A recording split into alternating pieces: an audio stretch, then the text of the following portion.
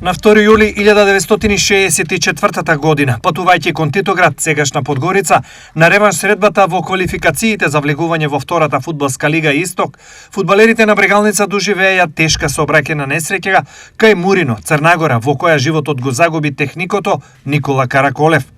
Неколку фудбалери беа повредени. Во реваншот кој беше малку одложен поради несреќата, Брегалница го победи ОФК Титоград со 3:2 по изведување пенали.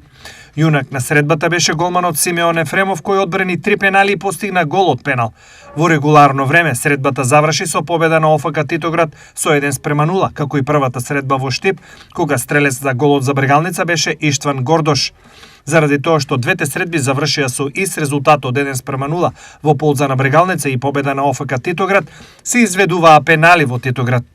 Во Штип беше организиран величествен пречек на штипските фудбалери, кои беа носени на раца од железничката станица до центарот на градот. Паралелно, илјадници штипјани го испратија Никола Караколев во вечниот дом.